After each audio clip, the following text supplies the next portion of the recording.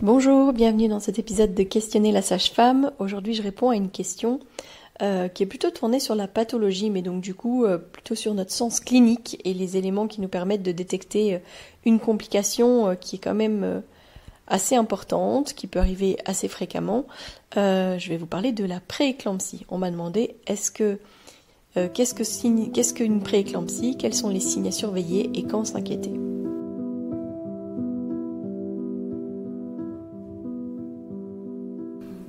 Chaque mercredi, avec l'épisode Questionner la sage-femme, je répondrai à une question d'une auditrice ou d'un auditeur. N'hésitez pas à venir me poser vos questions en message privé ou par mail, que ce soit sur la grossesse, l'accouchement, le postpartum, la parentalité, sur les naissances en dehors des hôpitaux ou encore sur nos pratiques de sage-femme autonome. Alors la prééclampsie, c'est une complication sérieuse de la grossesse qui touche, on dit, entre 2 et 5% des femmes enceintes. Elles sont souvent perçues comme un problème de tension, mais en fait, ça affecte bien plus que juste la tension, parce que ça peut impacter les reins, le foie, la coagulation sanguine et même le cerveau de la maman. Alors dans cet épisode, j'ai envie de vous parler des signes d'alerte, des facteurs de risque, pourquoi il y a certaines femmes qui sont plus concernées, les tests et les prises en charge qui sont disponibles aujourd'hui et s'il existe des moyens de prévention. Alors la prééclampsie, ça peut faire peur parce que c'est souvent la complication la plus redoutée, un peu sinueuse. Si on n'est pas attentif, ça peut flamber rapidement. Donc c'est des choses évidemment que les professionnels ont l'habitude de détecter, de rechercher et il y a des tests tout simples qu'on fait à toutes nos consultations qui sont là pour détecter ce genre de complications. C'est quoi ? C'est la prise de la tension, c'est l'examen général, vérifier que la maman ne fait pas des œdèmes importants, et c'est surtout l'examen des urines. Donc nous on demande aux femmes à chaque fois de faire pipi sur une tigette pour pouvoir vérifier la présence de protéines dans les urines. Et par contre je suis un peu surprise parfois qu'elles me disent qu'en fait en dehors des moments où elles sont avec nous, elles ne le font pas de manière systématique. Vous pouvez vraiment demander à faire tester vos protéines dans les urines, parce que c'est vraiment le b.a.-ba de ce qui doit être fait dans les consultations prénatales. Important quand même de mettre un peu le focus là-dessus. Donc c'est vrai que en fait cette question elle est venue d'une proche, d'une de nos patientes qui dernièrement a eu lors d'un petit test avec moi des traces de protéines sur sa tigette, et donc je l'ai mentionné, je l'ai dit parce que j'explique toujours en fait ce qui se passe. J'ai expliqué pourquoi est-ce qu'on faisait ce test-là, mais je pense que tout ce qui a été retenu, c'était risque de prééclampsie, alors que c'est pas du tout ce que j'ai dit. En fait, les protéines, parfois, les tests ont des traces, etc., mais c'est plus lié parfois aux pertes vaginales, etc. Quand on a vraiment des protéines dans les urines liées à une prééclampsie, c'est franc, c'est net. C'est pas juste des petites traces, on a vraiment les marqueurs qui changent vraiment de manière beaucoup plus importante. Et donc, toutes les femmes qui ont de l'hypertension en fin de grossesse ne font pas une prééclampsie. Et à l'inverse, une prééclampsie, ça ne se limite pas à uniquement une élévation de la pression artérielle. Donc, qu'est-ce qui est vraiment préoccupant et qu'est-ce qui est une surveillance importante à avoir ? Donc, c'est une question qui est vraiment importante de comprendre les signes et les symptômes et leur signification. La prééclampsie, ça se caractérise en fait par justement cette tension élevée, ces œdèmes, cette protéinurie, souvent à partir de 20 semaines, et ça peut être jusque 6 semaines après la naissance.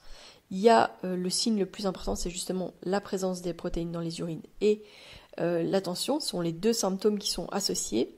Et il y a d'autres symptômes qui sont possibles, comme l'œdème soudain, souvent important, qui touche le visage, les mains et les jambes, mais souvent les jambes, c'est souvent le retour veineux qui est un peu plus difficile. Évidemment, on doit investiguer, s'assurer que c'est toujours ok, etc. Mais là, on parle vraiment d'un œdème plus généralisé, des maux de tête persistants, parfois des vrombissements au niveau des oreilles, des douleurs dans le haut du ventre, on appelle ça une barre épigastrique, donc c'est la douleur sous les côtes, une prise de poids rapide, excessive, une sensation de malaise, d'oppression. On voit aussi des paillettes ou des taches noires dans son champ de vision. On peut aussi avoir de plus en plus de difficultés à uriner. Donc ça, c'est vraiment des signes où il faut aller consulter rapidement parce que c'est quelque chose qui dégénère. Et en fait, moi je dis toujours que si jamais on se pose la question de si c'est normal, il vaut mieux aller se faire voir à l'hôpital, être vu à l'hôpital pour pouvoir détecter si jamais il y a une complication, plutôt que de passer à côté de quelque chose en se disant bah, c'est normal, c'est une grossesse, c'est pas confortable, etc. La prééclampsie, il faut savoir que ça peut évoluer en éclampsie. Ça, c'est une forme grave qui provoque vraiment des convulsions et qui peut vraiment mettre en danger la vie des mères et des bébés. Heureusement, ça reste rare parce qu'il y a moins de 1% des prééclampsies qui évoluent en éclampsie, notamment grâce à la surveillance médicale, hein, évidemment. Mais il faut savoir que c'est une des premières causes de décès maternaux-fœtal. Voilà, parce qu'en fait, c'est très peu insidieux, mais quand ça se met en route, en fait, parfois on ne peut plus rien faire.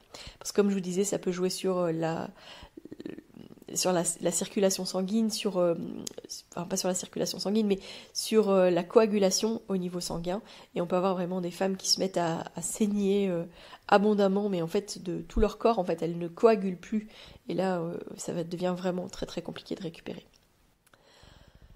Alors, malgré que ce soit quelque chose qui soit objectivé, on dit à partir de potentiellement 20 semaines jusqu'à 6 semaines postpartum, il faut savoir en fait que les prémices de la prééclampsie, elles se trouvent dans l'origine, au tout début de la grossesse. En fait, c'est dans la façon dont le placenta s'implante en début de grossesse, qu'on appelle la placentation.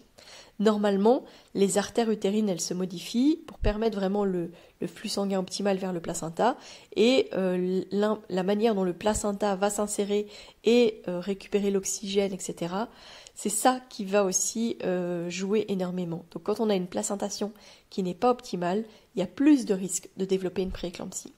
En fait, c'est une mauvaise oxygénation du placenta, c'est des signes qui sont envoyés au corps qui réagissent en augmentant la pression artérielle, et puis il y a des risques effectivement de complications chez la maman et chez le bébé. Quand on est dans une prééclampsie, on a parfois des bébés qui sont beaucoup plus petits, en fait, parce que le corps, il a un peu préservé, mais n'a pas pu, en fait, nourrir correctement ce bébé. Alors, ce qui est important, c'est que le corps de la mère doit apprendre finalement à tolérer les cellules du bébé, et en fait, en partie, faut savoir que le bébé, il a un génome qui est à moitié étranger à la maman. Donc il y a certaines études qui suggèrent aussi que le contact prolongé avec le sperme du partenaire avant la conception, ça pourrait favoriser aussi un risque moins important de prééclampsie. Et ça veut dire aussi qu'il y a plus de risques chez les femmes, notamment chez les couples de femmes qui font appel à la procréation médicalement assistée, parce qu'il pourrait y avoir un contact avec du sperme qu'en fait elles n'ont pas l'habitude d'avoir, donc dans le cadre d'insémination artificielle. Mais aussi, par exemple, on dit qu'il y a plus de femmes, il y a environ en fait 75% des prééclampsies qui ont lieu pendant les premières grossesses. Parce que souvent, les femmes se sont protégées, etc. C'est très fort chez les couples qui ont utilisé notamment des préservatifs, donc il n'y avait pas du tout de contact avec le sperme, et qui, au moment où ils décident d'avoir un bébé, ont contact avec le sperme. Ça peut être aussi un facteur de risque. Et puis les changements de partenaire aussi. Donc on dit premier bébé, mais ça peut être aussi en fait premier bébé avec un nouveau partenaire. Alors évidemment, c'est pas l'un égale l'autre, hein. C'est juste un facteur de risque qui est augmenté. Je pense que c'est intéressant de le savoir. Alors quand il y a des antécédents familiaux de prééclampsie, quand il y a des grossesses multiples, quand il y a des conditions médicales sous-jacentes, il y a des choses qui peuvent être mises en place. Vous devez en discuter avec effectivement les équipes médicales qui sont autour de vous. Aujourd'hui, il existe des tests sanguins aussi qui permettent d'évaluer le rapport entre certaines protéines du placenta, et ça permet de détecter précocement un risque potentiel plus important de prééclampsie. Alors, on a déjà une de nos patientes qui disait oui, alors moi, moi je suis à risque de prééclampsie, oui, donc moi ma prééclampsie, puis je dis mais en fait tu fais pas de prééclampsie, tu as un risque accru, mais là tu fais pas de prééclampsie. C'est juste un marqueur, c'est une statistique, donc voilà. Alors les moyens de prévention. Si par exemple une femme a fait une prééclampsie pour un premier bébé, on la mettra sous microaspirine pendant toute sa grossesse pour aider justement à améliorer la circulation sanguine et placentaire. Vous pouvez jouer aussi sur votre alimentation, et il y a certains compléments alimentaires qui peuvent aider, mais ça, discutez-en avec votre sage-femme, avec votre médecin pour savoir qu'est-ce que vous pouvez prendre si par exemple dans votre famille il y a des antécédents de mère en fille, etc., d'histoire de prééclampsie. Alors c'est qu'il y a peut-être un marqueur génétique qui vous prédispose à ça. Vous pouvez peut-être essayer de minimiser cet impact. Et ça, c'est important. Paniquez pas à la moindre trace de protéines dans vos urines, mais communiquez avec les équipes qui sont autour de vous. C'est hyper important de pouvoir en discuter parce que les protéines, ça peut apparaître de façon transitoire en cas d'infection urinaire, de perte vaginale, d'hydratation insuffisante. Donc ce qui compte, c'est l'association avec d'autres symptômes et c'est surtout d'en discuter avec les équipes, avec la sage-femme par exemple qui vous suit. Ça, c'est vraiment important pour pas avoir peur directement de cette histoire de prééclampsie. Si vous êtes enceinte et que vous vous posez des questions sur la prééclampsie, en fait, posez les questions à votre médecin, à votre sage-femme. Soyez à l'écoute de votre corps. Je vous ai donné les signes d'alerte. Je vais faire une publication sur Instagram avec un rappel de tous ces signes et symptômes, un peu pour que ce soit aussi un mémo en fait, en tout cas quelque chose qui peut mettre des puces à l'oreille et de se dire je me rappelle avoir vu ça, je ressens ce symptôme, qu'est-ce que j'ai d'autre, etc. S'explorer, s'écouter et aller consulter si jamais c'est nécessaire. Voilà, en tout cas merci pour cette question. Finalement un sujet que je ne savais pas que j'allais développer dans des épisodes de Sage-Femme Authentique et pourtant, c'est expliquer aussi à quel point oui, notre métier c'est la physiologie, on accompagne vraiment la physiologie, etc. Mais nous on détecte aussi en fait quand il y a des glissements, des changements. On va aussi faire, quand c'est comme ça, on fait des prises de sang pour vérifier en fait les marqueurs au niveau de la coagulation, au niveau des plaquettes, etc.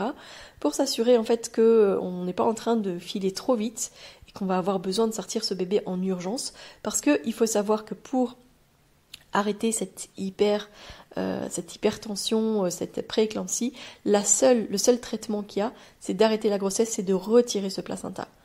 Et même une fois que c'est retiré, la femme doit rester en surveillance parce qu'elle peut encore avoir des crises de prééclampsie juste après, donc dans les jours qui suivent, les semaines qui suivent, donc elles doivent être encore surveillées et soutenues par rapport à ça. Voilà, je vous remercie donc pour cette question. Je me demande simplement si vous avez connu une prééclampsie ou si vous avez été suivi pour un risque accru ou si vous avez quelqu'un dans votre famille qui a vécu ça. Comment est-ce que vous l'avez vécu? Qu'est-ce qui a été réconfortant peut-être dans votre prise en charge? Comment est-ce que ça s'est passé pour vous? Je connais des histoires de bébés qui ont dû vraiment venir beaucoup plus tôt à cause d'une prééclampsie et je pense que c'est important d'en discuter pour que les femmes puissent reconnaître les signes et symptômes et pouvoir consulter en urgence si jamais c'est nécessaire. Partagez cet épisode à une future maman, à des parents. Partagez autour de vous pour que justement l'information circule, non pas pour avoir peur de la prééclampsie, pour savoir quoi identifier au cas où on pourrait présenter des symptômes. Je vous donne rendez-vous lundi et d'ici là, portez-vous bien.